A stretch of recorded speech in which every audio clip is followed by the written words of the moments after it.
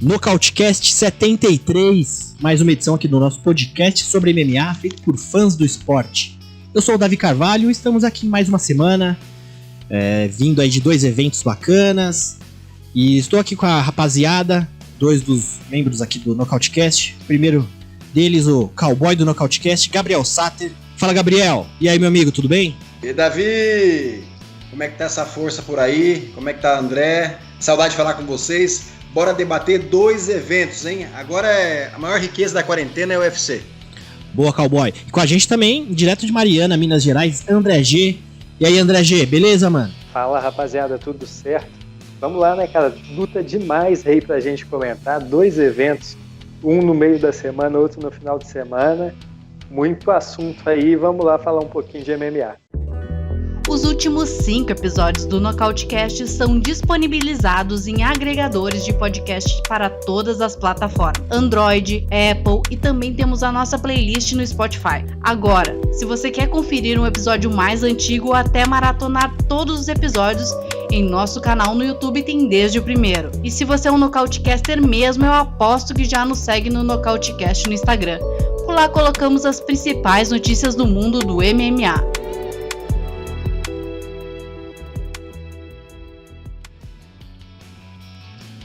Bom, começando aqui pela resenha do UFC Fight Night Jacksonville, que rolou Smith vs Teixeira, um evento...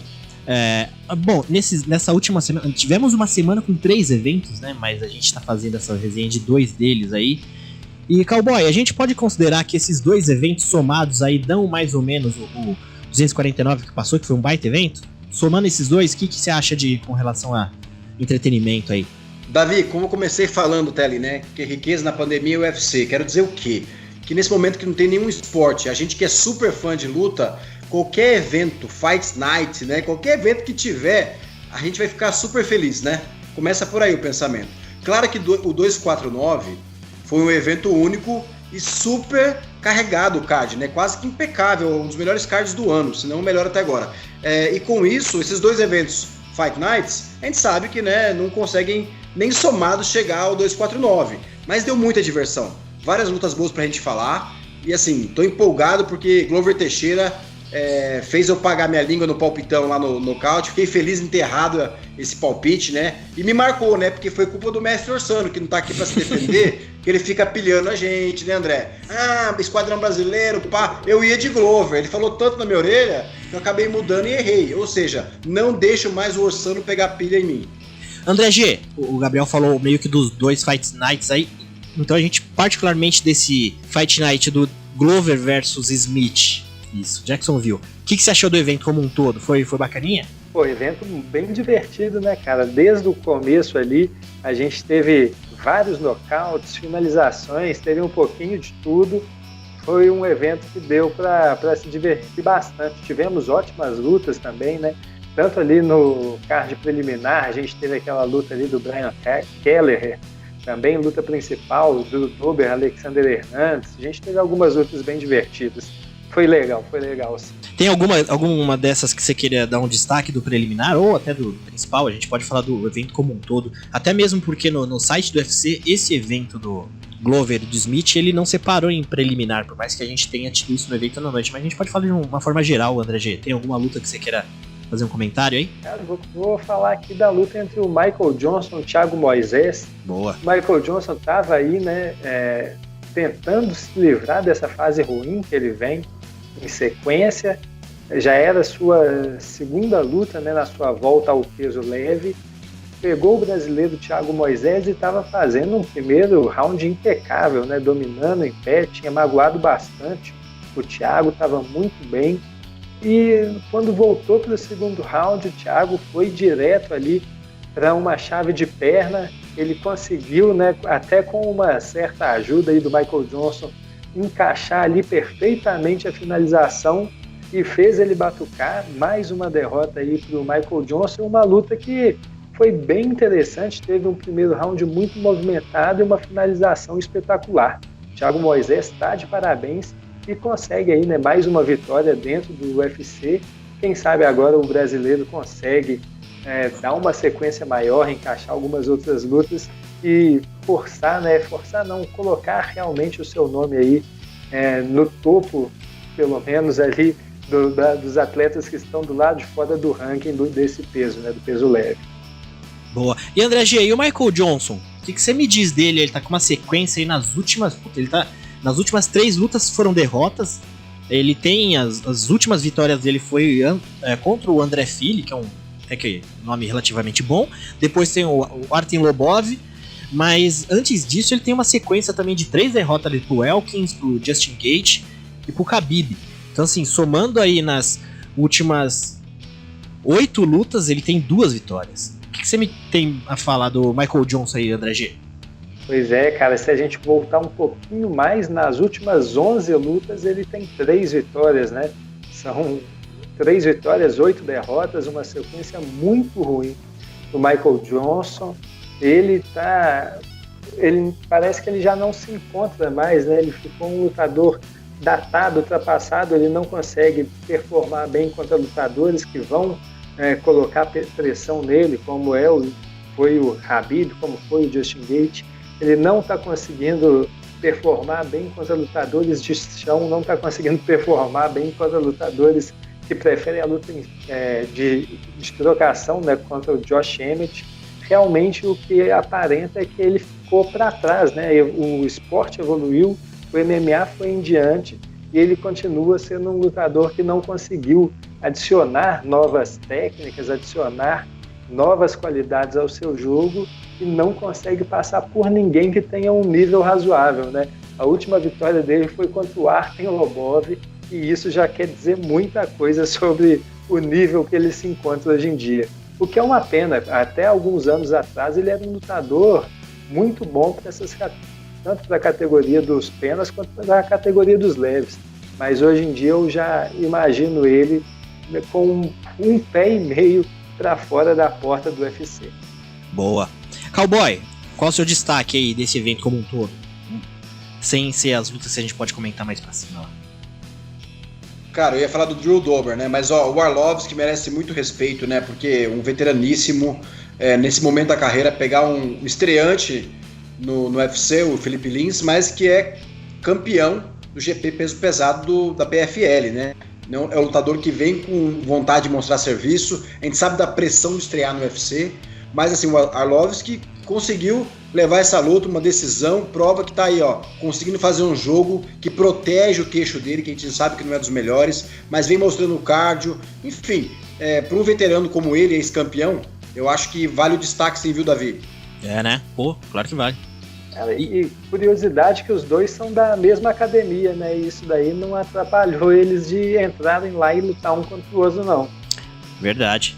É que querendo ou não, lembrado, André.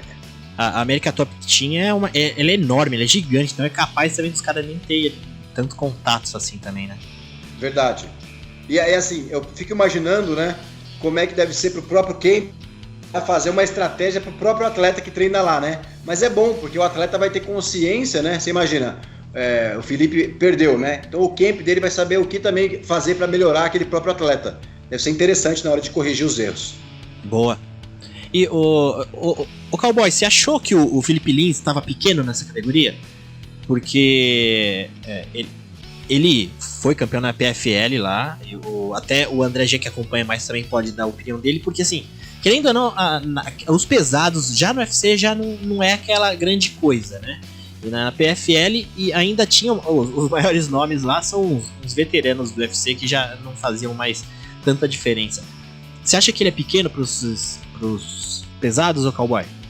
Davi, eu analisando na hora não me deu essa impressão, não. Ele pode ser o cara, de repente, de tamanho, não a maior envergadura, o maior peso, né? Mas a gente já viu que peso, né, nessa categoria também não quer dizer vantagem, né? Esse tipo Miocic tá aí pra provar isso.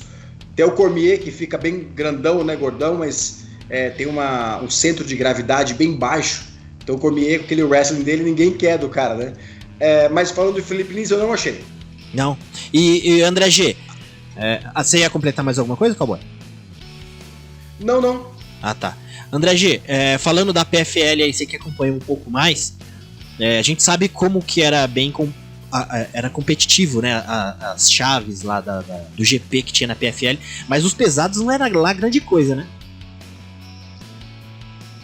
Pois é, cara, ali ele acabou pegando, acho que todos os lutadores que ele pegou, na verdade, são ex-UFCs, né? Ele pegou lá nesse GP, ele pegou o Alex Nicholson, lutou aí no UFC, pegou lá o Jared Foscolt, também é um cara muito conhecido, o Josh Copeland também já tinha passagem pelo UFC.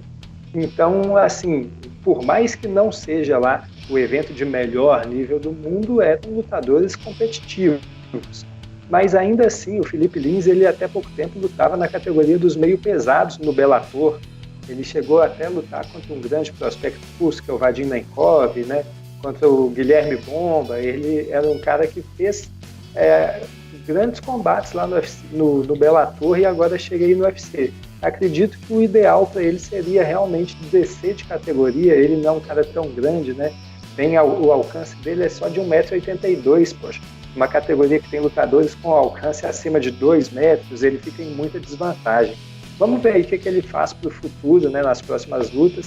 Como o Gabriel falou, né, estrear no UFC nunca é fácil, sempre tem uma pressão extra, mesmo para um lutador rodado como ele, que já passou por grandes eventos, é bem complicado. Agora fica a expectativa de que ele se adapte melhor ao evento e também mude de faixa de peso para poder ter um rendimento um pouco melhor aí nas suas próximas lutas. Boa, André G. Uma luta também que o Cowboy quase comentou ali que foi bem bacana também foi essa categoria leve, uma luta entre o Alexander Hernandes e o Drew Dober, uma luta que a gente já tinha visto como uma coisa bem parelha, um casamento assim, parecia que era, acho que foi um dos melhores casamentos da noite, assim, com lutadores que próximos assim das suas capacidades. Foi bem bacana, uma luta onde o Alexander Hernandes ele estava muito mais rápido, né? Você via que a movimentação dele, ele estava tentando buscar cortar ângulos ali, e o Drew Dober, eu tive a impressão que todo golpe que ele queria soltar era aquele golpe para acabar com a luta, né? Então ele ficou caçando o Hernandes o tempo todo ali no octógono, o Hernandes tentando se movimentar, mas é curioso, né, quando a gente pensa que um lutador que se solta com tanta força os golpes, assim, vai cansar e vai chegar uma hora, vai decair, mas de fato esses golpes foram machucando bastante o Hernandes, então ele foi sentindo ali na luta, ele até tentou buscar algumas quedas ali, mas as defesas de queda do Drew Dober também estavam muito boas, então que acabou ali que no segundo round o Herbie Dean ele teve que parar a luta porque já não estava mais dando condições para o Hernandes continuar na luta. Uma luta bem bacana, né, Cowboy? Davi, gostei muito da performance dele, como você mesmo colocou muito bem, foi uma luta muito equilibrada, difícil de escolher mesmo, ponderei bastante. Eu percebi também o bom momento que o Drew Dober vem, que ele já vinha de 2 vitórias consecutivas, né? Na verdade, se for analisar, nas últimas 3, 4, 5, 6, 7 lutas, ele só perdeu para o Beneil Dariush, numa luta que, se eu não estou enganado, ele começou dando o maior calor no Dariush em pé, né? O Beneil Dariush conseguiu uma finalização, porque é um ponto mais, não fácil, mas é o ponto onde você consegue ganhar do Drew Dober, né? Ele que perdeu por Olivier Aubin-Mercier no passado, por Mata-Leão, enfim. Eu vi uma performance exemplar dele, como você mesmo colocou, o Hernandes muito rápido, com chutes, trabalhando no entra e sai, né, de uma forma explosiva. Fiquei curioso para ver quanto tempo iria durar com esse gás, né, porque esse tipo de jogo de entra e sai cansa demais. Então, assim, e o Hernandes é um cara muito alto para a categoria, né? Mas eu sabia que a hora que o Drew Dober encaixasse a mão, né, com o decorrer da luta, tinha essa chance, e foi o que aconteceu. O que eu ia falar, curiosamente, Davi, também que tem uma luta para casar para ele a seguir na hora do matchmaker da casa, especial pro Drew Dober, se você me permitir. Boa, Cowboy. Já a gente comenta. Também é uma luta aí pra gente só comentar de forma rápida pela categoria peso pesado. Ben Hoffel encarou o Vince Sampro, que tava estreando nos pesados ali, e não deu pro Sampro, né, André G? O que você acha dessa luta? O Sampro tentou bastante ali no começo da luta, se movimentar, tentar trabalhar uma parte mais técnica da luta. Aí eles acabaram indo pra decisão, né? Foi uma decisão dividida. O que você achou desse resultado, André G? Gostou? O que você acha que o Vincent Pro ainda pode tentar alguma coisa nos pesados? Cara, eu não sei dizer se foi por conta da quarentena, mas o Vincent Pro estava muito mal, ele não estava tão bem preparado, o gás dele durou um round e meio. Claro, ali nos pesos pesados a gente sabe que isso daí já é tradição, os lutadores realmente eles não duram muito tempo, mas foi uma luta terrível, extremamente arrastada, 2 lutadores ali que eles estavam pecando por falta de técnica, um deles decidiu que passaria a luta inteira ali, chorando as mágoas no ombro do outro, foi uma coisa terrível e espero que a gente não seja obrigado a ver novamente uma tristeza como essa. Cuidado que o Mestre Orsano não vai gostar desse papo aí, André G. Que aí é peso pesado. Boa, rapaziada. Vamos pra luta principal então do evento, categoria meio pesado. O Anthony Smith que encarou o Glover Teixeira. Uma luta que o favoritismo estava bem alto pro Anthony Smith. Já vou até falar aqui que eu acertei esse palpite. Fui na contramão de todo mundo. Na verdade, eu acho que, se eu não me engano, esse evento eu gabaritei. Eu fui de Glover, fui de Big Ben, fui de Dober. E qual que era uma última que a gente tinha feito lá no palpitão? Eu acho que eu errei. Eram essas 3. Eram essas 3, né? Acho que uma luta bem bacana. A gente viu aí uma diferença técnica e principalmente de idade. A gente já começando a luta, todo mundo tava com aquela visão, né, de o Glover já é um cara veterano, mas ele foi muito na malandragem, né, o Smith muito mais novo, ele tava acertando muitos jabs ali no começo da luta, mas a experiência do Glover. Cowboy, o que você achou dessa vitória pro Glover? A gente pode falar só entre nós aqui pro Mestre Orsano não ouvir. Você comemorou muito essa vitória brasileira aí? Cara, demais. Por quê? Eu sou muito fã do Glover, né? Tanto pelo atleta, tanto pela pessoa que ele é também. Eu não conheço pessoalmente, mas dá pra ver que o cara é muito carismático. É gente da mineiro, né? Bom de sobralha. E assim, no melhor gênero da palavra, né? Sem ofender ninguém, mas o Glover é um ogro, né, cara? Quero dizer o que o ogro? É um cara que aguenta a pancada, um cara que tem muita força física. Até o próprio Anthony Smith, durante a luta, a hora que ele parou por causa de algum golpe baixo, eu acho, ele comentou com alguém ali embaixo, Dana White, alguém da comissão do UFC, falando, esse cara é feito de aço, né? Igual o Rock Road comentou quando chutou Yoel Romero, e numa entrevista pós-luta comentou, o cara é de concreto, ou seja, o Glover é criado ali, né? Mansando burro brabo, tipo o cowboy, né? O Alex Cowboy brasileiro. Tem aquela força física do campo que é muito bruta, né? Eu quero dizer com isso, quando eu falo de ogro. E o que acontece? Glover tem essa característica de aguentar muito sufoco e mostrar muito jogo de wrestling e de chão. Eu fui Anthony Smith por conta das performances que ele teve por último, batendo até o Gustafsson, né? Então assim, eu tava impressionado com o Anthony Smith, mas que também com a quarentena, não só o Smith, mas assim como o Vincent Pro e uma galera, né? Você consegue ver no shape da galera que eles não estão naquela mesma forma física, André. Sabe assim, não analisando, eu fico olhando, né, o shape da galera, mas você vê, quando o cara tá muito bem preparado, a musculatura tá muito em dia. E quando o cara tá com a musculatura um pouco mais, parece que flácida, a gente vê uma diferença no preparo, me parece, entendeu? A gente sabe que tem o corte de peso, sei disso, também fica mais flácido ali o corpo, mas eu sinto que a quarentena prejudicou muita gente. E não foi o caso do Glover, porque ele tem uma academia que ele treina na academia dele, sempre treinou sozinho.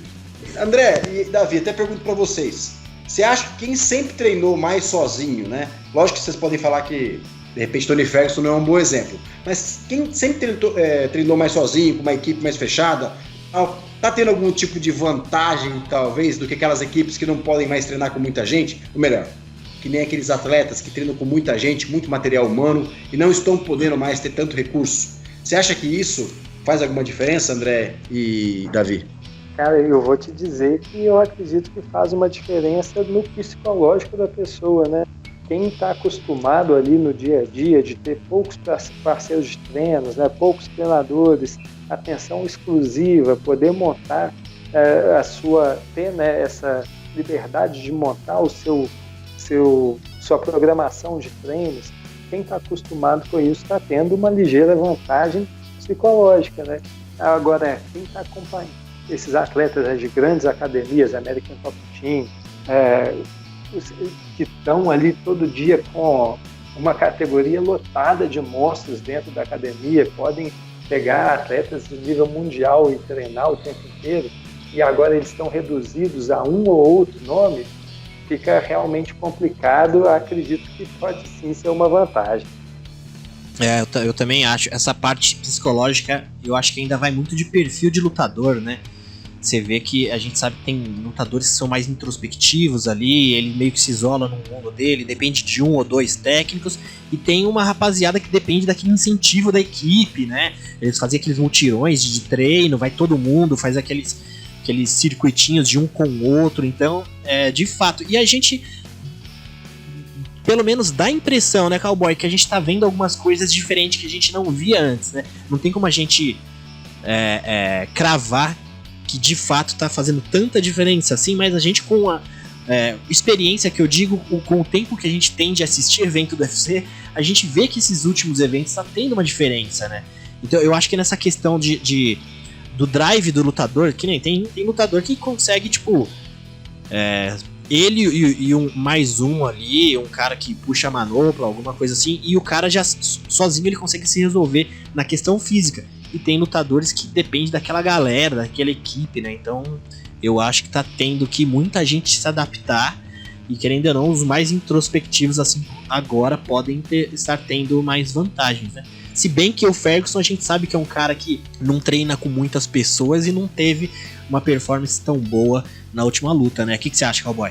Exatamente esse exemplo que eu tava falando ali, né? Que o Tony Ferguson não foi uma boa referência, porque ele treina sozinho, a gente sabe que ele é todo esquisitão na hora de se preparar, mas sempre deu certo, até que o Justin Gaethje, né, descobriu esse enigma, né? Conseguiu realmente fazer uma estratégia perfeita. Agora, só terminando em relação ao Glover, né? Que eu passei essa bola aí pra vocês em relação a essa questão que eu fiquei pensando durante as lutas. Davi colocou muito bem, né? Todo mundo vai estar um pouco abaixo do normal, é claro, isso é bem evidente, né? A gente acompanha a luta, sabe que o pessoal às vezes tá rendendo um pouco menos, mas feliz que eles estão topando e fazendo a alegria de quem gosta de MMA, né, topando encarar as lutas, até porque eles precisam sustentar suas famílias, né? O lutador só ganha quando luta. Eu quero parabenizar o Glover, né, cara? Ele é um nocauteador, ver ele também colocando a mão dura no Anthony Smith, que é um cara perigoso, novo, rápido. Foi uma grande felicidade pra mim, viu? Eu sou muito fã dele. Boa.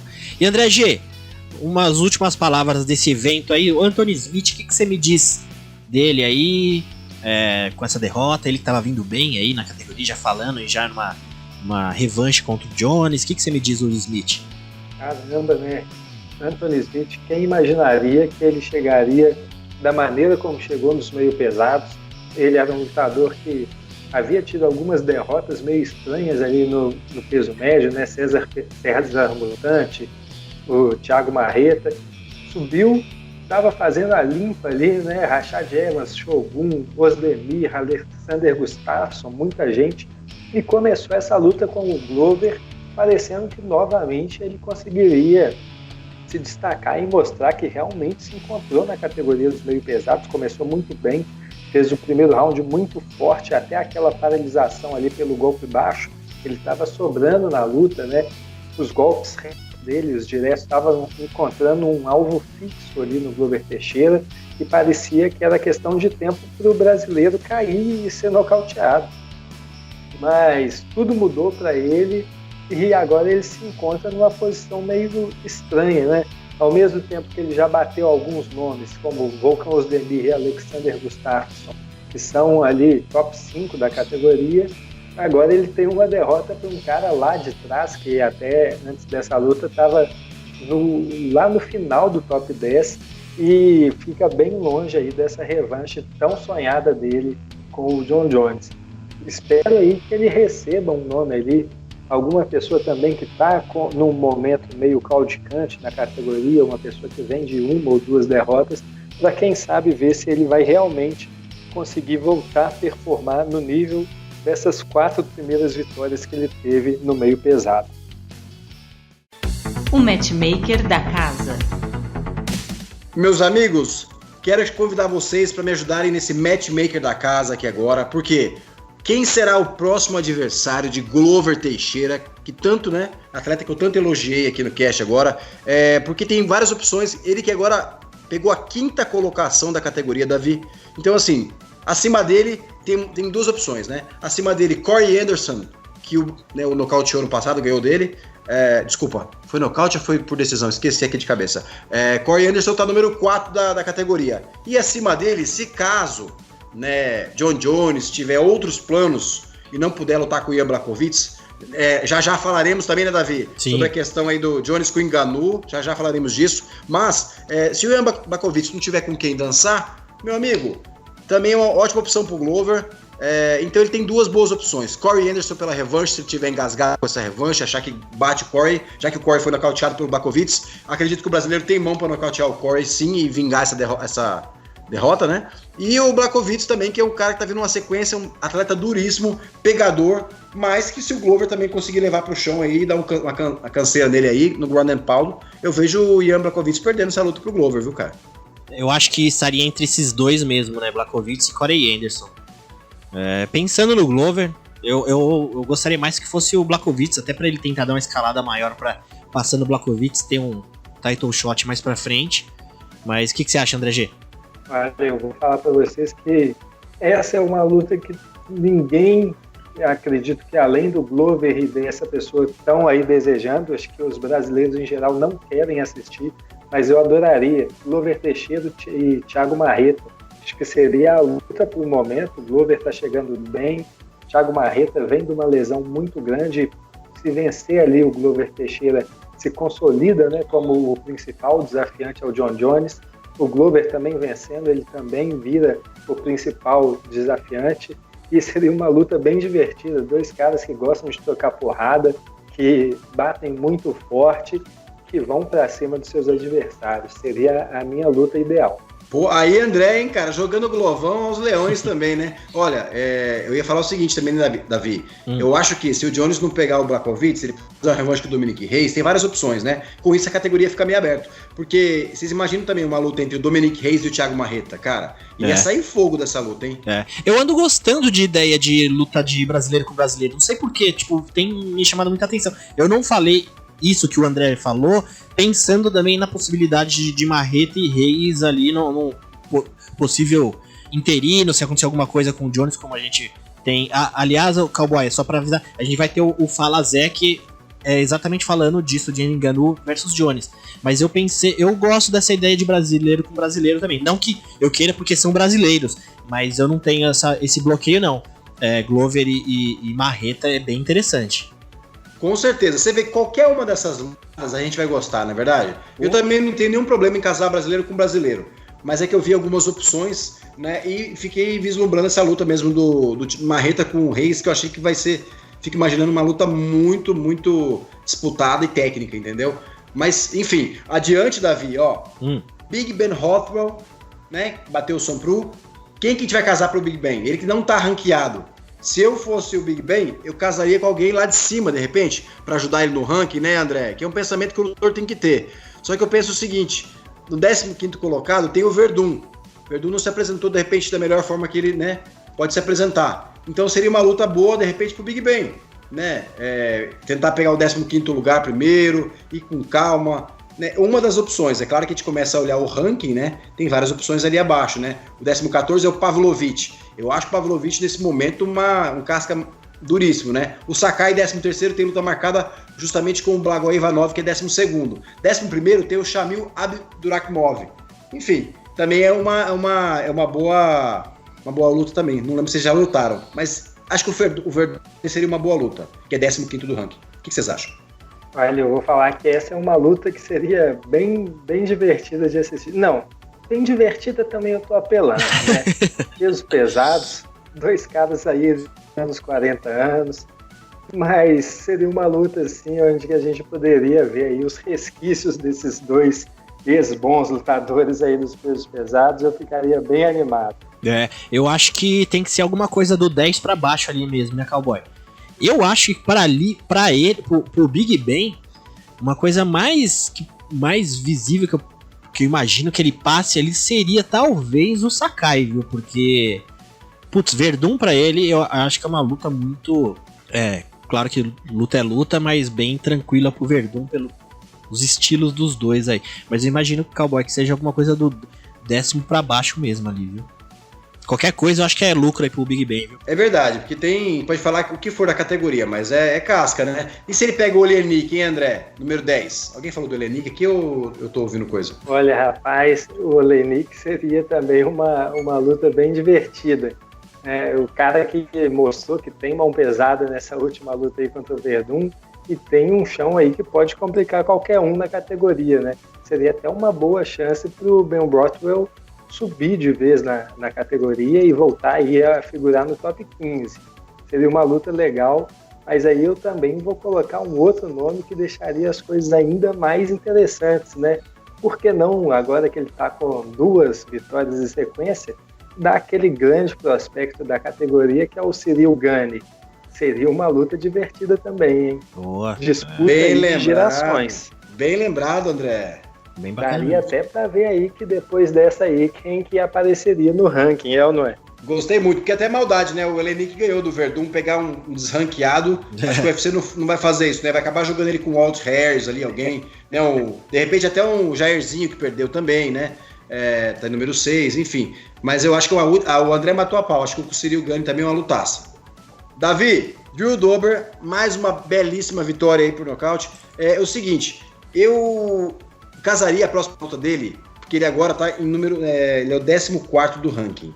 Ele entrou eu agora, colocaria né? Ele entrou no ranking, peso leve, 14ª categoria. E o que acontece? Ele teve uma luta cancelada no passado com o próprio Diego Ferreira. Boa. E por que isso pode ser bom no ranking para ele? Porque o Diego Ferreira tá em 10º no ranking, tá pedindo um monte de atleta na frente dele, né? O Diego, certíssimo. Só que o Drew Dober, se conseguisse essa luta, teria como provar, né? Se realmente o chão dele tá evoluindo, está em dia, né, André? Porque as derrotas do Drew Dober foram pelo jiu-jitsu, né? Por luta de chão, né? Como eu falei anteriormente aqui no Nocautecast hoje.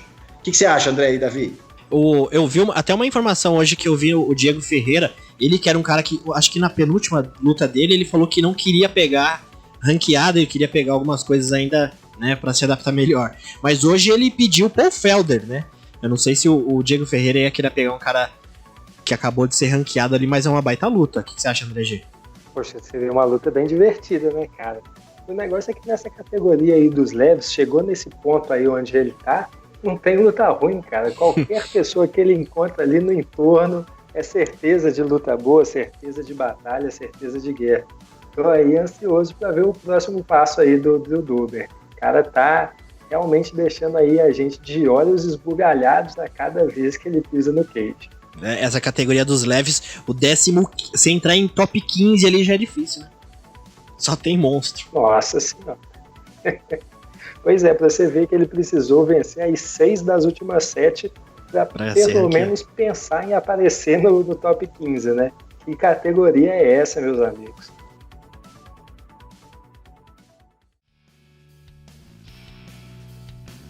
O UFC Fight Night, mais conhecido como UFC Flórida, que rolou aí na semana passada, Overeem versus Harris, um evento para coroar essa semana com 3 eventos, né? Tudo bem que o 249 foi um pouco mais para trás, mas considerar em período de dias aí, foram 3 eventos uma semana. Um evento bacaninha também. Cowboy, eu tinha perguntado para você no começo dos 2 eventos como um todo, e o André G falou sobre o evento passado de forma isolada. Agora eu pergunto para você, esse evento aí, Overeem versus Harris, como um evento, né, independente, ele bacana, qual que foi que nota que você dá para esse evento? Olha, Davi, é complicado, né, julgar um evento assim, fico meio até sem graça, porque quem sou eu, músico, né, julgar um evento que tem tantos atletas já tarimbados, lendários, né, Alistair Overeem é uma lenda do MMA, mas sem me alongar aqui, eu daria um evento aí nota 7, nota 8, não sei, eu sou muito bonzinho. Sou um cara ruim de você perguntar isso, viu? Eu sempre vou puxar pro lado positivo. Daria nota 7, 8 aí, quem sabe? É demais, né? Talvez 7. Boa. A gente tá aqui fazendo papel de fã, né? Eu também não sou nada... Sou só desenhista. Mas foi um evento bacaninha. Bom, vamos lá. Cowboy, algum destaque que você queira dar pra esse evento aí? Com certeza, Davi. Kevin Holland, né? Que rapidinho lá tirou o Antônio Hernandes. Já pediu mais luta, ele tá crescendo, tá mostrando o seu valor, né? Cara duríssimo, né? O Miguel Baeza também fez seu trabalho contra o Matt Brown, que é uma pedreira, né? Sem querer queimar aí a falando de dois. Mas vocês sabem porque foram lutas mais rápidas, impressionantes. Então, assim, em cima do Matt Ball, que é um cara super duro, né? O Miguel Baeza. E o Kevin Holland, como eu disse, super rápido. Já pediu um novo adversário, quer lutar de novo. Perfeito pro Dana White já casar ele para algum evento agora em junho. Legal. E o Cowboy, esse evento aí ficou marcado também com as decisões aí que vários juízes estavam vendo coisas que nós, como fãs, às vezes estavam vendo de forma diferente. Mas eu também ia comentar sobre essa luta que rolou na categoria pena ali do Dan Ige versus Edson Barboza, uma luta bem justa, né? Bem disputada ali, que foi na decisão. E aliás, o Edson Barboza reclamou muito dessa derrota, que foi o Dan Ige venceu na decisão ali. Edson Barboza comentou nas redes sociais, falou que ia até solicitar revisão desse resultado. Ele que já tinha vindo de solicitar revisão da luta com o Paul Felder, né? Então o Edson Barboza anda meio descontente aí com essas decisões. André G, como que você viu essa luta aí? Cara, foi uma luta bem divertida, né? Vamos falar a verdade. Quem esperava aí que o Edson Barboza, ao descer de divisão, ele fosse ganhar potência e sem perder ali a absorção de golpes, né? O cara se mostrou muito bem, né? Ali no primeiro round ele já sobrou ali, conseguiu colocar o Dan Ige ali de bunda no chão, né? Deu um belo golpe nele. E além de tudo ele conseguiu mostrar aí que sabe fazer o ground and pound, tanto no primeiro quanto no segundo round. Ele conseguiu aproveitar ali alguns bons momentos para bater por cima. Estava soltando os golpes mais precisos e os golpes mais duros da luta. Achei uma boa apresentação. É um cara que está fazendo aí a sua primeira experiência no peso pena e concordo com ele, concordo também que ele merecia essa vitória, tanto quanto ele merecia aquela vitória ali atrás contra o Paul Felder, né? Mas agora ele se encontra, né, numa situação bem complicada. Se a gente for olhar aí os fatos, é fato que ele vem aí de 5 derrotas nas últimas 6 lutas. Então é bom o Edson Barboza abrir o olho, porque um cara com esse retrospecto recente e com as reclamações que ele tem feito aí com o seu empregador, inclusive pedindo, né, que fosse mandado embora pela imprensa, então fica meio complicada a situação do brasileiro. Eu fico na torcida para que ele continue e mostre aí o seu valor nessa categoria dos pesos penas, porque a primeira impressão foi muito boa. Boa. Eu também gostei. Eu acho que o Edson Barboza, quem sou eu para falar, né? Mas como aqui o nosso podcast é o espaço da voz do fã falar, então a gente pode meter bala aqui na rapaziada. Mas eu acho que o que falta um pouco pro Edson Barboza, ele é muito técnico, ele é muito bom, ele tem bons chutes, tem boa movimentação, tem bons golpes de mão. Eu acho que falta volume pro Edson Barbosa, sabe?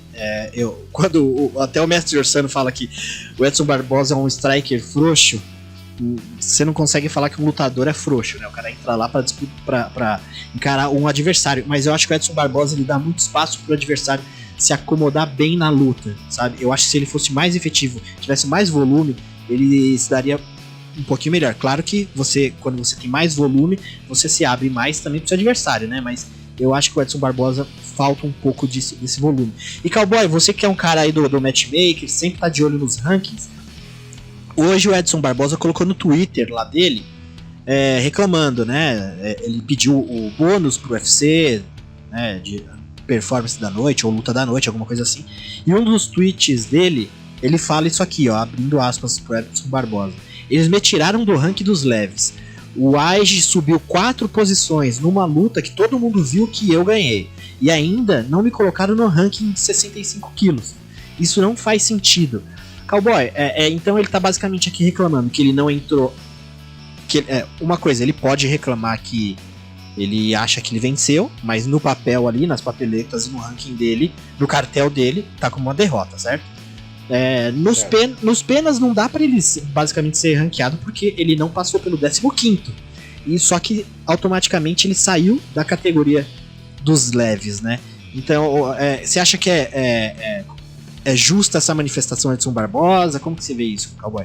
Davi, a primeira coisa que a gente pensa quando fala do ranking do UFC, que justiça não tem nada a ver, né? A gente viu cada absurdo nos últimos anos, assim, que não dá para ter como referência a justiça, né? A meritocracia relacionada a esse ranking.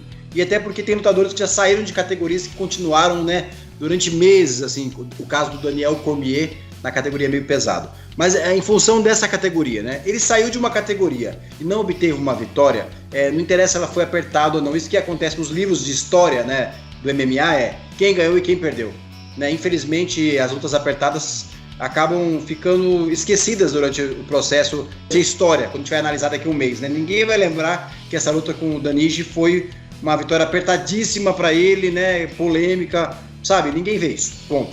Então, com isso, ele perdeu, né? Eu também, assim como o André falou, achei que ele caiu muito bem nesse peso, ele estava forte, estava condizente com tudo dele, né? Foi um primeiro corte de peso excelente para ele também. Achei os golpes dele mais fortes. Ele deu um knockdown no Danige que nunca tinha tomado, acho que knockdown ou nocauteado. Então, assim, foi uma estreia excelente. Concordo muito com o que você falou, Davi. Ele é extremamente técnico e tático. Só que acontece, falta uma certa urgência no jogo dele. Para justamente você não deixar, né, André e Davi, deixar na mão do juiz. Porque quando você deixa nas mãos dos juízes, você acaba o quê? Colocando o seu destino ali a ver navios. Você não sabe quem tá julgando, como é que cada um viu. De repente o cara bateu mais devagarzinho, né? Pontuou no volume, mas bateu com aquela mão de alface. Enfim, tem uma série de questões, né, que analisam quando vão julgar uma luta. Mas resumindo, nesse caso, eu não acho que foi tão injusto, porque ele realmente não teve uma vitória, né? Então, assim, ele vai ficar meio que no limbo ali, até ele conseguir ganhar no top 15. Se ele pegar um Sodiq Yusuff, vai ser uma pedreira para ele. Pegar um Ryan Hall ali, que é 14º do ranking, né? Também não vai ter vida fácil. Então ele vai ter que pegar um cara desranqueado, né, André? Para ele poder ter uma vitória e tentar daqui a pouco pegar um ranqueado, entendeu? Ou não, eu tô louco, manda ele pegar o José Aldo já, 13º. Vamos ver 2 brasileiros assim, né? Desculpa, o José Aldo tá aqui no ranking, mas ele desceu de peso, na verdade, né? E o Aldo é um que tá no peso pena e no peso galo aqui no ranking do UFC, tá, gente? Então o que acontece? Ele tem que reavaliar muito bem, porque são muitas derrotas agora em 6 lutas, entendeu? Então fica perigoso. O André pontuou muito bem, ele reclamou da empresa com a razão que ele acha que deve reclamar, entendeu? Mas fica num momento delicado, porque nenhum outro evento tá fazendo evento até agora. PFL tá dando $1.000 para cada um, eu acho, né? Dispensou um monte de gente. Então, assim, torço pelo melhor do Edson, que eu gosto muito dele.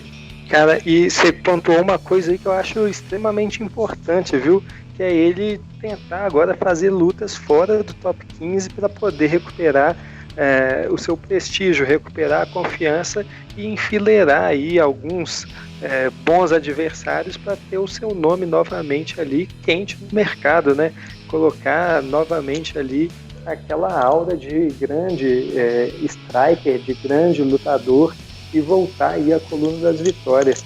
Essa sequência dele, ele pegou muito lutador matador, Khabib, Justin Gaethje, Paul Felder, Kevin Lee, muita gente muito boa. Agora é a hora dele descer um pouquinho aí nessa escada de grandes nomes, pegar uns caras mais acessíveis e voltar aí ao campo das vitórias. Boa! E só pra finalizar essa parada também de ranking, que o Edson Barbosa se demonstrou ali bem descontente com essa situação, eu tô olhando aqui no ranking do UFC, a gente sabe, como o Cowboy falou também, é uma referência, né, que a gente tem, que os matchmakers do UFC tem pra eles casarem as lutas, não que seja uma regra, né, de que o 1 vai lutar com o 2, que o 2 vai lutar com o 3. Mas só pra também considerar que tem um texto aqui no site do UFC, né, ó, eu vou até ler, como os rankings são determinados. Os rankings foram gerados por um painel de votação composto por membros da imprensa. Então tem uma rapaziada da imprensa ali que é convidado a participar, né? Os membros da imprensa foram convidados a votarem em quem eles acreditam que sejam os melhores lutadores do UFC por categoria, ou no peso por peso. Um atleta só poderá ser votado caso esteja em atividade no UFC. Aí depois tem um textinho completamente que fala que pode ter lutador em mais de uma categoria, mas eu acho que o Edson Barbosa, essa insatisfação dele é porque a última luta na categoria de cima, talvez, né, porque ele tenha vindo de derrota, ou também porque coincidiu de todos os caras ali da imprensa que fazem o ranking e resolveram tirar ele da categoria, né.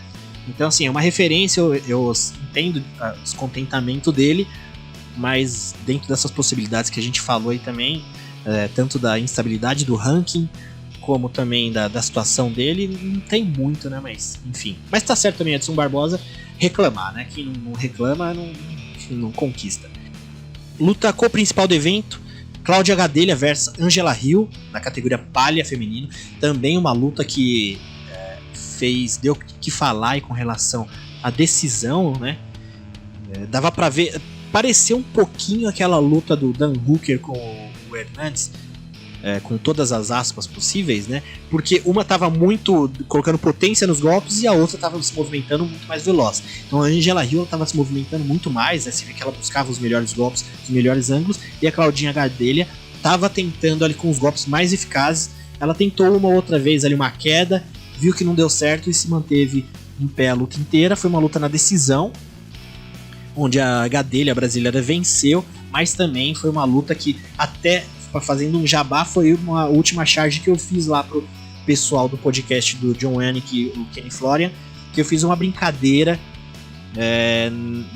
nessa ideia de danos, né? Porque a Claudinha Gadelha saiu ali com o rosto machucado, né? Todo marcado, e a Angela Hill, depois do evento, ela postou a foto lá, parecia que ela tava indo lutar ainda, tipo, sem marcas expressivas assim no rosto. E a minha charge que eu fiz lá pro pessoal do podcast do John Anik e o Kenny Florian foi nessa ideia aí de levantar essa discussão de danos, né? Um lutador que leva mais danos e o outro não. Então quem quiser também dar uma olhada, vai lá no meu Instagram, @DaviCarvalhoC, ou também lá no Instagram do podcast do John Anik e o Kenny Florian. Certo, rapaziada? Cowboy e André também, eu quero saber da opinião dos dois com relação a esse resultado aí dessa luta. O que vocês acharam? Por mais que essa questão de dano é bem, né, relativa, a gente tem algumas opiniões com relação a isso, mas foi uma luta bem parelha também, né? O que você achou, Cowboy? Sim, Davi, uma luta parelha. Confesso que no final, assim, depois de analisar o primeiro round, que foi pra Claudinha, né, gastou uma energia violenta ali. No segundo round ela veio mais cansada, a Angela levou o segundo round, e acho que o peso foi o terceiro round, que foi o determinante, né? Eu confesso, assistindo na hora, no calor da luta, mesmo tendo votado na Claudinha, eu achei ali que ela no terceiro tinha perdido por um leve, sabe assim, bem apertada, mas tinha perdido, e com isso a luta, entendeu? Fiquei feliz como brasileiro ter votado nela também, né, ter apostado nela, ter ganhado, claro. Mas foi uma luta apertada que gerou muita polêmica. Como você falou, né, a Angela Hill não teve nada de dano, a brasileira teve bastante. Não que isso vai determinar o resultado da luta, mas foi uma luta complicada, viu? E eu vi que os sites estrangeiros também, André deve saber disso, né? Teve muita gente votando na Angela Hill, né? Inclusive do Barbosa, que a gente falou rapidamente ali, né? Muita gente deu pro Edson Barbosa, né? De 19 sites, acho que 17 sites deram pro brasileiro, entendeu? Da Claudinha acho que foi um pouco mais apertada essa luta aí, mas acho que deu pra Angela Hill também, baseado nesses sites. Você viu isso aí, André? Pois é, cara, ela teve mesmo algumas decisões mais favoráveis, né, pra Angela Hill lá no MMA Decisions, e acredito que muita gente que viu a luta ao vivo também pontuou ali para Angela Hill. Ela pareceu ter o controle da luta em alguns momentos. No terceiro round ali, quando a Claudinha já estava bem cansada, ela se movimentou mais e isso deixou bem difícil de pontuar, né? Porque o terceiro round ela se movimentou bastante, mas a Claudinha acertou os melhores golpes. No final foi uma luta até divertida e acredito que a Angela Hill, pelo menos para mim, ela se consolida como uma top 10 legítima dessa categoria, mesmo com a derrota. A Claudinha Gadelha precisa urgentemente trabalhar no seu gás, né? Porque uma lutadora de alto nível, né?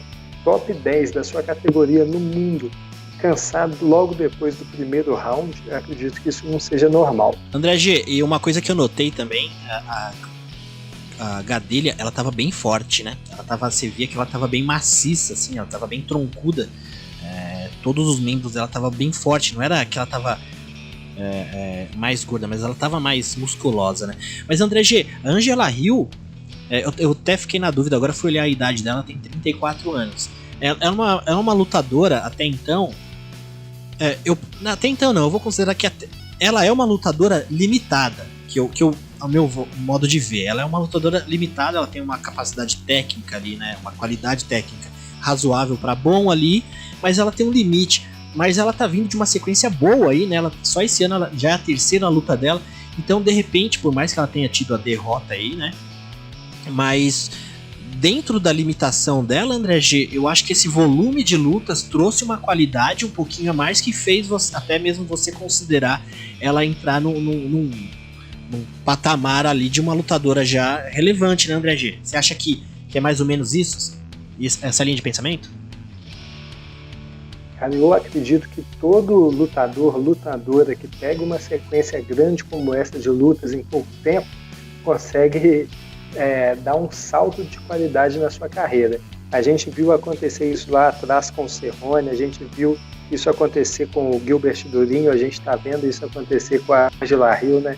Parece que essa sequência muito grande assim, de lutas em alto nível, né? Lutas dentro do UFC, com bons lutadores, pouco tempo, camp atrás de camp, aquilo vai afiando as ferramentas do lutador e realmente eleva o nível dele. A Angela, até pouco tempo atrás, era uma sombra, né? Ela era uma promessa dessa lutadora que ela é hoje em dia, e consegue trocar com habilidade, se movimenta muito bem dentro do cage e consegue até, em certos momentos, negar algumas quedas às suas adversárias.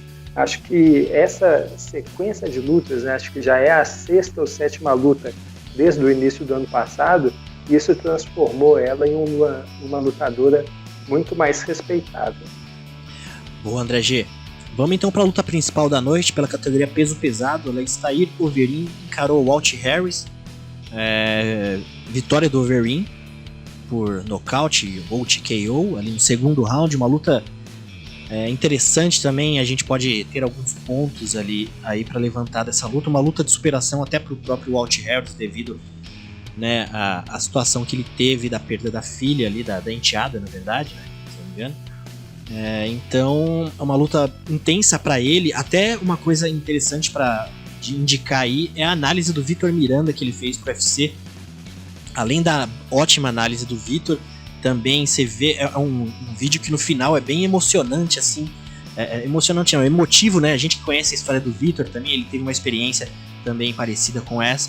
Então putz, quando eu vi esse vídeo, você fica surpreso com a qualidade da análise do Vitor Miranda, mas no final ele já te dá uma outra visão, assim. A gente que conhece a história dos lutadores sabe como que tem todo esse peso também com as situações pessoais de cada um. Mas também considerando isso, Aleister Overeem venceu a luta de uma forma também muito inteligente. Cowboy, o Overeem é um cara aí veteranaço. Essa semana aí a gente viu muitas, né, chamadas de matérias, comentários, memes do Overeem, mostrando que é um cara que já lutou aí nas últimas 4 décadas, se eu não me engano, que essas foram as contas que eu vi por aí. E a experiência falou mais alto nessa luta, né, Cowboy? Sem dúvida, Davi. A gente sabe toda a questão psicológica, né, em cima do Walt Harris. Como mesmo muito bem colocou Dana White, só dele estar fazendo o main event lá contra uma lenda do MMA, que é Aleister Overeem, do kickboxing K1 também, ele já é um vencedor. Para e pensa, né, o que esse cara passou, tá ali de pé, lutando pela sua família, pela sua enteada, falecida enteada. Então, assim, um cara que merece todo o respeito. E o Walt Harris estava numa crescente muito boa, pegou essa pedreira que o Overeem agora com essa luta, Davi e André, para e pensa comigo, ele mostrou que ele tem queixo, cara. Que as pessoas adoram queimar o Overeem, ele bate que nem um leão, apanha que nem um gatinho, né? Isso é muito falado em cima do Overeem.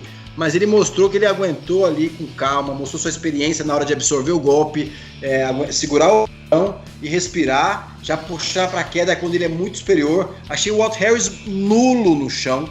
Eu achei que depois daquela derrota pro Verdun, ele fosse trabalhar um pouco mais esses fundamentos, porque hoje em dia, quem não sabe nada de chão, a gente falou agora no programa hoje aqui do Michael Johnson também, que parece que não evolui no chão, gente, e dá um desespero pelo lutador, entendeu? Então, assim, Overeem mostrando que tem lenha para queimar, espero que ele se mantenha, até porque ele ganha uma bolsa recheada, bom para ele, né? E eu acho que se o não tivesse perdido aquela luta que ele tava ganhando durante 24 minutos e meio lá, 24 minutos e 40, né, do Jairzinho Rozenstruik, ele estaria numa sequência aí de 4 vitórias, cara, desde a última derrota pro Curtis Blades, né, que fez ele mudar justamente pra academia do Curtis Blades, que é a Elevation Team.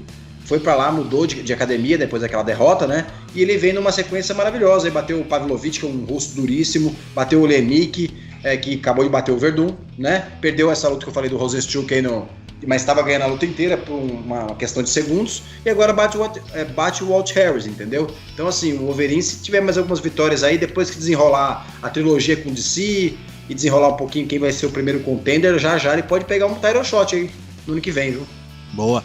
Cowboy, você falou do queixo do Overeem que ele tem. Pra mim tá mais parece um queixo intermitente, né? Porque você não sabe quando você pode contar. Às vezes sim, às vezes não, né? Porque tem luta que ele não tem queixo, então a gente pode falar que o Overeem tem o queixo intermitente. Bom, e André G, o Walt Harris, se você quiser também falar dessa luta, André G, o que você achou? Mas eu também queria ver o que a gente pode esperar pro Walt Harris aí. É um cara novo também, né? Eu vou dar uma olhada na idade dele. Cara, o Walt Harris tem 36 anos, não é tão novo não. Não é não. Já é um veterano aí, né? Pois é, tá dentro do UFC, ele já tá desde 2014, 2013, né? Ele veio lá entrou ali naquela leva do The Ultimate Fighter, me parece. E, poxa, já tem muitas lutas aí nas suas costas e nunca foi um lutador assim muito constante, né? A sua melhor sequência tinha sido aí, logo anterior a essa luta contra o Overeem, onde ele tinha conquistado 3 vitórias e um no contest. Tinha sido a sua melhor desde a sua entrada no UFC. Mas a gente percebe que é um lutador que sabe se portar bem em pé, tem uma mão pesada, né? Consegue, de certa maneira, até se sobressair contra caras que são técnicos em pé também, né? Até por causa do seu tamanho, tem um alcance muito grande, se movimenta bem pelo seu tamanho. Então acredito que ele pode continuar aí dentro dessa turminha que briga entre o top 15 e o top 10. Acho que dá para ele continuar aí nesse bolo por mais tempo. Bom, rapaziada, é isso aí. Esse último Fight Night que a gente viu. Então, uma coisa que a gente aprendeu nesse UFC aí, Fight Night, que muita gente reclamou das decisões, né? Das decisões dos juízes. Façam então como os pesadões da Walt Harris e Overeem, terminem antes das decisões, que os lutadores não correm esse risco, né? Aproveitando até para deixar uma dica aqui, a gente falou tanto nas mãos dos juízes, pra gente também fazer indicação de leitura, que é o livro Nas Mãos dos Juízes, do Guilherme Bravo.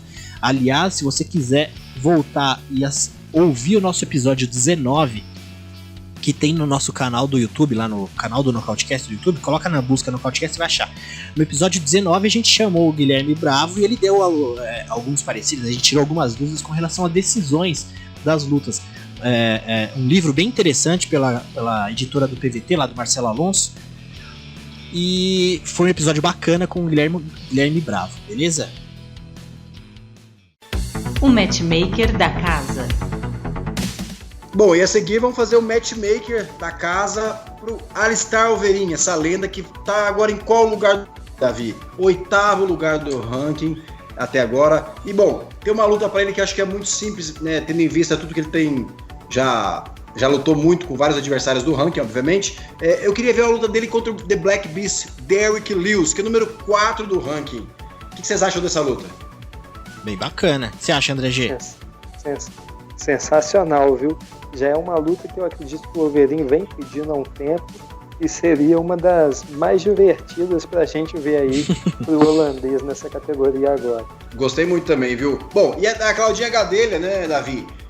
Que luta que eu casaria pra Claudinha agora? Ela pediu a Carla Esparza, ela tá no número 6, né, da categoria, e a Esparza é o número 7, mas tem uma questão pessoal, foi uma polêmica, ela passou por problemas de saúde antes daquela luta, né, se lesionou, então assim, eu acho uma luta divertida, foi uma luta apertada, as duas estão crescendo na categoria, tem muita gente no top dessa categoria que tá meio enrolado ali, a Nina Ansarov tá fora, a Tatiana Soares pode estar lesionada, a campeã deve pegar a Tatiana quando retornar na ilha da luta, quando a ilha ficar pronta, né, então assim, eu também dou uma opção para ela, mas a opção que eu pensei pela Gadelha também não é uma opção nesse momento, que é a Rose Namajunas, que tem, né, um problema em família com a Covid-19. Então, assim, eu casaria ela com a Esparza, as duas estão nos Estados Unidos, querem lutar, então o Dana tem mais essa opção para fazer volume nos próximos UFCs.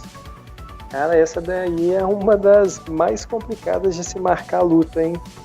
Nossa senhora, eu adoraria ver essa luta contra a Rose Namajunas. Seria uma luta legal, até porque a gente fica aí nessa tentativa da volta da americana, né?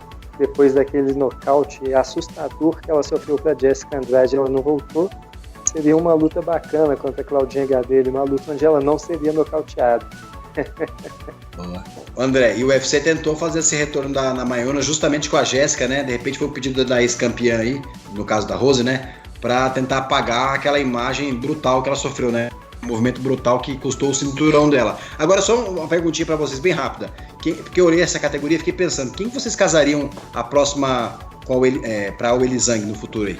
Não tem nada em vista ainda, né? Meu sonho... Fala, André G. Parece que realmente não tem nada em vista não, mas eu acredito que a luta dos sonhos é a Tatiana Suárez, né? Ela vem numa sequência aí absurda e seria bem legal ver ela finalmente disputando esse cinturão. Mas ela nunca luta, então a gente não sabe muito bem o que pode acontecer no futuro. Verdade. Não, e assim, eu fiquei, como você falou, André, eu perguntei porque eu tinha a mesma resposta. Queria muito ver a Tatiana contra a campeã chinesa, que, eu não paro de pensar naquela luta da chinesa com a Joanna. Que clássico, que luta, né? Tá sentindo mal algum dia? Quer assistir com uma luta boa? Esse é o exemplo que eu dou pros meus amigos que não são muito fãs de luta ainda, né? Quer começar a assistir MMA? Vê essa luta aqui. No começo o pessoal tem preconceito, duas meninas e tal. Não, meu amigo, assiste aí. Todo mundo é assim, doutrinado para o MMA, Davi, depois de assistir essa luta. Boa. Fala, Zé! Fala, Zé! Fala, Zé! Fala, Zé, qual a boa? 5 minutinhos na porrada, Zé, sem perder amizade. Fala, Zé, solta o verbo. Fala, galera do Nocautecast, Zé Augusto, diretamente aqui do canal Nocaute. Hoje eu quero falar um pouco aqui sobre Francis Ngannou contra Jon Jones. Quero deixar aqui a minha opinião sobre essa super luta que a gente pode ver ela acontecendo aí nos próximos meses. Primeiro de tudo, Jon Jones vem se negando a dar uma revanche para o Dominic Reyes. Ele venceu o Dominic Reyes na sua última luta de forma bem apertada, muita gente aí deu vitória do Reyes naquela luta, e o Jon Jones ele vem meio que se esquivando um pouco aí dessa revanche, chegou a falar que gostaria de enfrentar o Jan Blachowicz, mas agora mudou de foco, falou que quer uma luta nos pesos pesados e mirou logo no cara que, na minha opinião, é uma das maiores encrencas aí da divisão, que é o Francis Ngannou. O cara que tem o toque da morte, encostou, ele derruba. Foi assim com seus últimos oponentes, Júnior Cigano, Caim Velasquez, Curtis Blades e mais recentemente o poderoso Jairzinho Rozenstruik, que é outro lutador que tem ali uma porrada muito forte. Nocauteia com um golpe também, acabou rasgando a boca do Overeem também, o Jairzinho, e ele não deu pro cheiro contra o Francis Ngannou. Então, o Jon Jones quer essa luta. Minha opinião é que para o UFC seria uma boa realmente, dar um respiro agora para a categoria até 93 quilos, pode colocar um cinturão interino entre Dominic Reyes e Thiago Marreta, ou Dominic Reyes e Jan Blachowicz, poderia fazer uma luta agora para levantar um pouquinho a moral desses lutadores também. Enquanto isso, Jon Jones sobe para a categoria de cima e se arrisca contra o Francis Ngannou numa luta que vai vender muito pay-per-view. Todo mundo quer ver o Jones como peso pesado. Ngannou tá com a moral lá em cima depois de mais um nocautaço. Enquanto isso, Daniel Cormier e Stipe Miocic resolvem esse probleminha que eles vêm tendo já há duas lutas, onde numa o Daniel Cormier venceu, na outra o Miocic deu o troco, agora tem a trilogia, e Jon Jones e Ngannou ganham uma bolsa alta e fazem um verdadeiro espetáculo, uma luta que, se o Ngannou não conseguir nocautear rápido, o Jon Jones deve conseguir derrubar, ficar ali por cima usando os seus cotovelos, que realmente são terríveis. Então é o tipo de luta que eu gosto de falar, que é 8 ou 80, ou Ngannou nocauteia no início, ou Jon Jones vai acabar dominando aí a partir ali do segundo, do terceiro round. O único problema é que a gente nunca viu o Jon Jones de peso pesado. Como é que vai ser ele carregando aí 100, 110 quilos? A gente ainda não viu este lutador em ação no UFC. O Ngannou, a gente sabe, a mão dele é pesada por 5 rounds, então a qualquer momento, se o Jones der uma bobeira, a mão entra e a luta acaba. Mas eu deixo aí pra vocês, Davi Carvalho, amigos do Nocautecast, qual a opinião de vocês aí sobre essa super luta? Vai sair do papel ou não? Grande abraço pra todos, até semana que vem.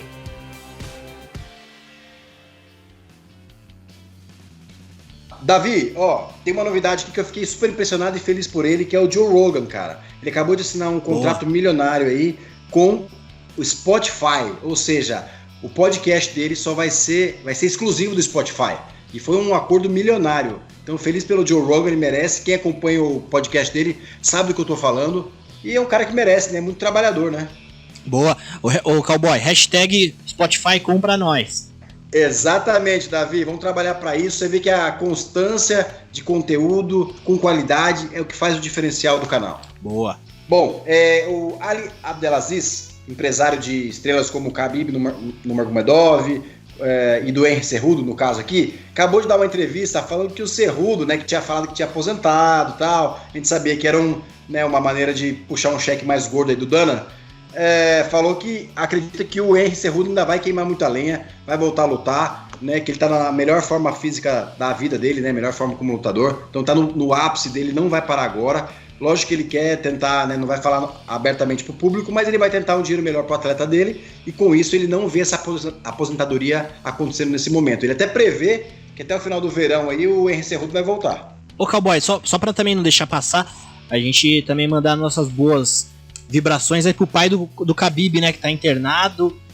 Na verdade, ele parece que ele foi fazer uma cirurgia, depois ele entrou em uma espécie de coma, depois ele voltou e agora ele foi induzido novamente ao coma, né, pra ter os cuidados mais eficazes lá de alguma forma. Então, eu não sei, vocês viram isso? Parece que tem alguma coisa relacionada ao Covid? Você viu isso, Cowboy?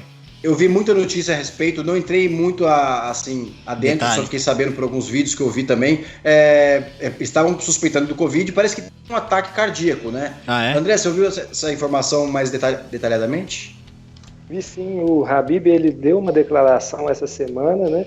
E ele disse que foi confirmado o Covid, e na verdade não somente no pai dele. Ele tem, pelo que parece, são dezenas de parentes que foram contaminados aí entre primos, primas, tios, tias, muita gente da família dele foi contaminada e alguns deles precisaram ir para o hospital, outros não. E o caso do pai dele é um dos mais delicados. Está em coma induzido e realmente necessita de muitas aí orações, muitos pensamentos positivos para que ele saia dessa. Davi, a luta entre o Durinho e o Tyron Woodley parece que foi confirmada aí no dia 30. Eu vi rumores que vai acontecer no Apex lá em Las Vegas. Então tá tudo no conforme para essa luta acontecer, esse card também. A mídia, o UFC não divulgou ainda as outras lutas, parece que tem 4 lutas, né, que a gente falou aqui anteriormente. Ainda vão confirmar outras lutas, mas esse main event pro dia 30 de maio tá tudo certo, viu, pelo que parece. Ô Cowboy, você viu, né? Você falou que vai ser no Apex, né? Eles estão esperando só a liberação da Comissão Atlética lá de Las Vegas, né? Acho que deve ser a de Nevada, não sei. Mas você ficou sabendo disso, Cowboy? Que esse evento aí vai ser um UFC Fight Night orçano. Sabe por quê? Porque, ó, eu vou falar o que tem luta confirmada até agora. Pela meio médio vai ter Tyron Woodley versus Gilbert Durinho. Peso pesado, Augusto Sakai e Blagoy Ivanov. Peso palha, Mackenzie Dern versus Hannah Cifers. E peso meio pesado, Clidson Abreu e Jamal Hill. Você sabe porque vai chamar Fight Night Mestre Orsano, né? Ah, esquadrão brasileiro na área. Mestre Orsano vai ficar orgulhoso, hein, André G? Nossa senhora, o esquadrão em ação o coração do Messi batendo mais forte, né, não? Boa. É isso aí. Tem mais alguma, Cowboy? A gente finaliza por aqui? Não, acho que por hoje tá por aí mesmo, né? Enfim, tô também ansioso pro evento da Amanda Nunes no dia 6 de junho. Boa. Agora daqui pra frente acho que parece que o UFC vai manter o seu cronograma em dia, viu? Vai ser bem interessante.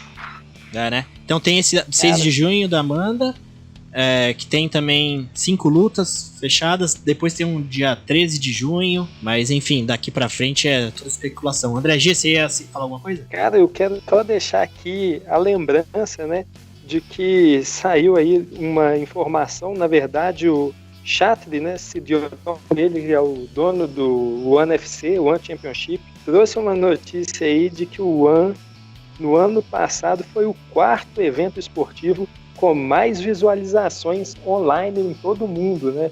À frente até do UFC. Tem cerca de 50% a mais de visualizações do que o evento americano.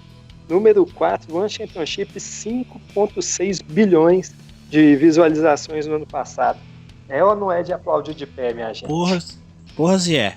E o One é bem legal porque eles colocam um evento no YouTube, né? Então você consegue assistir, né?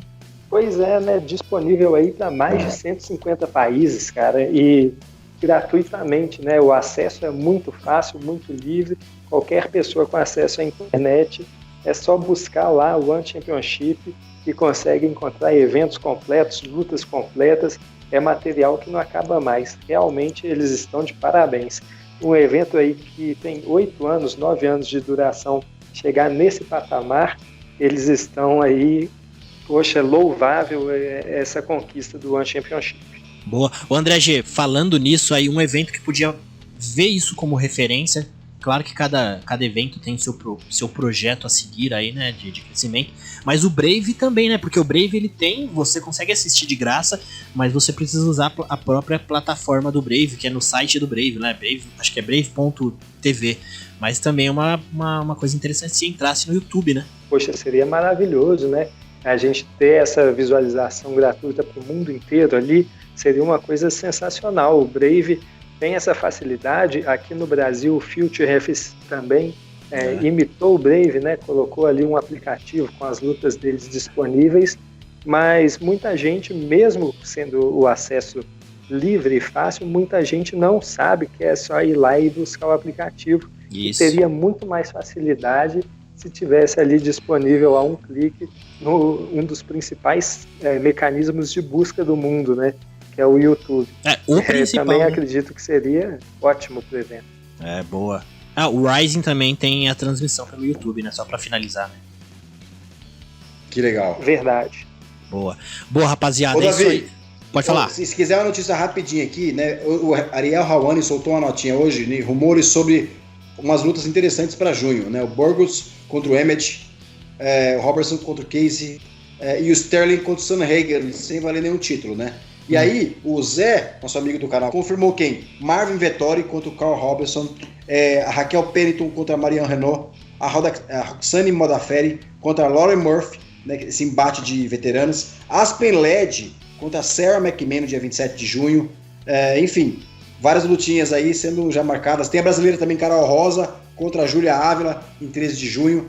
Então o UFC tá voltando com tudo, hein? André G, boa noite, meu amigo. Valeu por mais um. Semana que vem tamo aí de volta. Eu que agradeço, pessoal. Muito bom novamente. Papo excelente que a gente bateu aí. É sempre muito legal poder bater esse bate-papo aqui, né, de MMA com vocês. E até a próxima. Um abraço aí para vocês. Cowboy, um abraço, meu amigo. Então, até a semana que vem. Meus amigos, obrigado pela resenha aí, pelo debate. Sempre muito bom falar com vocês. Abração para todos os nossos ouvintes aí. Nosso grupo também do WhatsApp lá, rapaziada, firmeza. Um abraço. Abração, Zé, do canal Nocaute.